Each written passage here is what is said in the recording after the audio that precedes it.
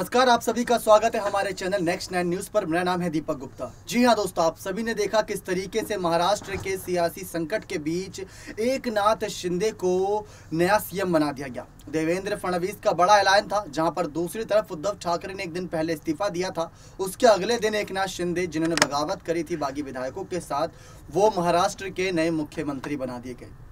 ऐसे में राजनीतिक सियासत में देखा जाए तो जिस तरीके से एकनाथ शिंदे ने बगावत करी और शिवसेना के फैसलों को लेकर यहाँ पर कुछ आवाज़ें बुलंद करी थी गठबंधन को लेकर, वो पूरी तरीके से कहीं ना कहीं बीजेपी ने सराहा और हिंदुत्व की राजनीति को आगे लेकर जाना पसंद किया और एकनाथ शिंदे को नया सीएम बना दिया। तो इन सब जो शतरंजी बिछात बिछाई गई थी, इसे पूरी तरीके से देखा गया कि एकनाथ शिंदे ने भले ही बाजी मार ली, लेकिन अब जानते हैं कि इन तीनों में से, यानी कि एकनाथ शिंदे, उद्धव ठाकरे और देवेंद्र फडणवीस में से किसके पास ज़्यादा संपत्ति है, यहाँ पर कौन बाजी मारता है। क्योंकि देखा जाए तो देवेंद्र फडणवीस भी साल 2014 से 2019 तक सीएम रह चुके हैं। 2019 से 2022 तक सीएम पद पर यहाँ पर कह सकते हैं उद्धव ठाकरे भी थे, और अब यहाँ से सीएम पद संभाला है एकनाथ शिंदे ने। यानी कि अगर बीते 3 से 4 सालों का ब्यौरा देखें तो करीब 3 सीएम बन चुके हैं यहाँ पर। पहले देवेंद्र फडणवीस से 2019 तक, फिर उसके बाद यहाँ पर उद्धव ठाकरे आए, अब एकनाथ शिंदे। तीनों ही जबरदस्त नेता हैं, तीनों ही अपनी रणनीति के लिए जाने जाते हैं। लेकिन इस समय रणनीति के मामले में केंद्र की पार्टी बीजेपी काफ़ी आगे निकल गई जब उन्होंने एकनाथ शिंदे को सीएम पद पर बैठाया। काफ़ी सवाल थे कि आखिर उन्हें क्यों बैठाया गया, लेकिन वो सवालों के जवाब तो हम अपने बाकी कह सकते हैं खबरों के मुताबिक आपको देते ही रहते हैं। लेकिन आज की इस खास वीडियो में पहले आप ये देखिए कि एकनाथ शिंदे, उद्धव ठाकरे और देवेंद्र फडणवीस में से किसके पास ज़्यादा संपत्ति है, कौन ज़्यादा संपत्ति का मालिक है। तो देखिए आप हमारी एक खास रिपोर्ट जिसमें आप ज़्यादा जानकारी पाएंगे।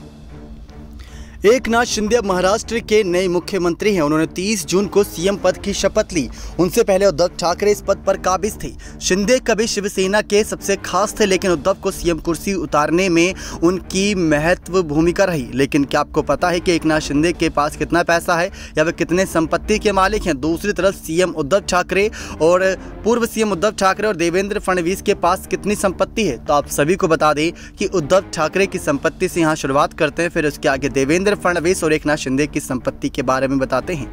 उद्धव ठाकरे साल 2020 में महाराष्ट्र विधान परिषद के रास्ते एमएलए बने, जो कि 2026 तक कायम रहेंगे। चुनाव आयोग को दिए एफिडेविट के अनुसार उनके पास 143 करोड़ 26 लाख रुपए की चल और अचल संपत्ति है। उद्धव पर 15 करोड़ 50 हजार की देनदारी भी है।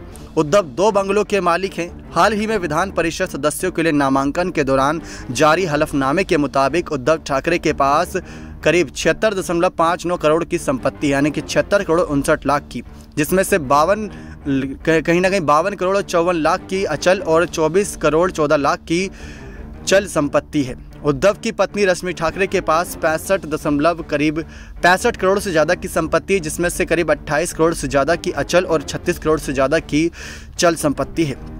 तो ये तो उद्धव ठाकरे की बात हो गई, जहां पर उद्धव ठाकरे के पास करीब 143 करोड़ 26 लाख हैं। तो वहीं दूसरी तरफ आपको बता दें एकनाथ शिंदे के बारे में भी, जो कि अब मुख्यमंत्री बने हैं महाराष्ट्र नए। तो चुनावी हलफनामे के अनुसार शिंदे के पास कुल, आपको बता दें कि किस तरीके से ये संपत्ति का राशि 11 करोड़ 56 लाख 12,466 रुपए की चल और अचल संपत्ति है। एफिडेविट के अनुसार उनके और उनके पत्नी के अकाउंट में करीब, यहाँ पर आपको बताएं तो 32,64,760 रुपए कैश था। एफिडेविट में बताया गया कि शिंदे दंपत्ति ने करीब 50,08,930 रुपए का लाइफ इंश्योरेंस में भी निवेश किया है। शिंदे संपत्ति के पास अरमाडा, स्कॉर्पियो, बोलेरो, इनोवा तमाम कंपनियों की 7 गाड़ियों के मालिक हैं। शिंदे के पास एक रिवॉल्वर और एक पिस्टल भी है। दोनों की कीमत 4,75,000 रुपये है। शिंदे संपत्ति के पास, अगर शिंदे दंपत्ति यानी दोनों के पास बात करें तो 9 करोड़ 45 लाख 50 हजार रुपये की अचल संपत्ति है। एकनाथ के पास करीब 4 करोड़ 47 लाख 50 हजार रुपये की अचल संपत्ति है, जबकि उनकी पत्नी के पास 4 करोड़ 98 कहीं ना कहीं लाख की पूरी यहाँ पर संपत्ति की अचल संपत्ति है। तो ये पूरी तरीके से यहाँ पर बताया जा रहा है किस तरीके से एकनाथ शिंदे की संपत्ति का ब्यौरा है। लेकिन अब बात आती है यहाँ पर देवेंद्र फडणवीस की, यानी कि अभी तक तो देखा गया जहाँ 143 करोड़ से ज़्यादा के उद्धव ठाकरे मालिक हैं, तो वहीं 11 करोड़ से ज़्यादा के मालिक यहाँ पर एकनाथ शिंदे भी हैं। अब यहाँ पर आती है देवेंद्र फडणवीस पर कि देवेंद्र फडणवीस के पास कितनी संपत्ति है और कितनी बड़ी है। दरअसल फडणवीस के पास 3 करोड़ 78 लाख रुपये की संपत्ति है, जो कि साल 2014 के मुकाबले 100% ज़्यादा है। हलफनामे के अनुसार साल 2014 के 1 करोड़ 81 लाख रुपए की तुलना में उनकी संपत्ति 3 करोड़ 78 लाख रुपए के बराबर है। फडणवीस की पत्नी अमृता मुंबई एक्सिस बैंक की वाइस प्रेसिडेंट यानी कि उपाध्यक्ष और पश्चिमी इंडिया की कॉरपोरेट हेड भी है। अमृता की संपत्ति 99 लाख 30 हज़ार रुपये है, जबकि बैंक बैलेंस की बात करें तो फडणवीस के बैंक में 8 लाख 29,665 रुपये है उस हलफनामे के मुताबिक, जबकि उनकी पत्नी के पास बैंक में 2 करोड़ 33 लाख रुपए हैं। तो यानी कि कुल मिलाकर देखा जाए तो देवेंद्र फडणवीस, एकनाथ शिंदे की भी अगर संपत्ति को मिला दिया जाए तो वो उद्धव ठाकरे की संपत्ति की बराबरी नहीं कर सकते। यहाँ तक कि रश्मि ठाकरे की संपत्ति जितनी है उतनी भी यहाँ पर शायद बराबरी ना हो पाए। तो ये एक बहुत कह सकते हैं इंपॉर्टेंट आंकड़ा है। लेकिन आपको इस आंकड़े में कुछ और फैक्ट भी बता देते हैं कि ये आंकड़े उस हलफनामे के अनुसार है। जब चुनाव का समय आता है तब ये सबके सामने रखते हैं। तो अब जब आने वाले वक्त में कुछ बड़ा चुनाव होगा, फिर से हलफनामा रखा जाएगा, फिर से इन सबका एफिडेविट यहाँ पर निकलकर सामने आएगा और उसमें और यहाँ पर अपडेटेड संपत्ति होंगी। ये तो पिछली संपत्तियों का ब्यौरा था, लेकिन समय के साथ बढ़ती और घटती रहती संपत्ति आप भी ये सब बखूबी जानते। तो ये सारी बातें कयासों और सूत्रों के अनुसार थी। लेकिन यहाँ पर अगर कुल मिलाकर देखा जाए तो उद्धव ठाकरे पूरी तरीके से यहाँ पर जो एक सत्ता की लालच की बात आती है, तो क्या इतनी संपत्ति होने के बावजूद भी उद्धव ठाकरे को क्या सत्ता की लालच होगी? ये एक सोचने वाली बात है कि एकनाथ शिंदे, देवेंद्र फडणवीस से इतनी ज़्यादा उनके पास संपत्ति है, लेकिन इसके बावजूद भी उनकी जो संपत्ति उद्धव ठाकरे की उसको दिखाते हुए कहीं ना कहीं वो ज़्यादा लालसा नहीं दिखाते। ऐसी बात लोग भी करते नजर आते हैं। तो आपकी क्या राय है इसमें? क्या सचमुच उद्धव ठाकरे पद के लालची थे? क्या उनको लालसा थी, या फिर उन पर बड़े आरोप सिर्फ एक कह सकते हैं कयासों के आधारित पर लगाए गए? अपनी राय जरूर रखिएगा। देखा आप सभी ने किस तरीके से यहाँ पर तीनों की संपत्तियों को यहाँ पर ब्यौरा दे रखा था। लेकिन अब बात आती है राजनीति की।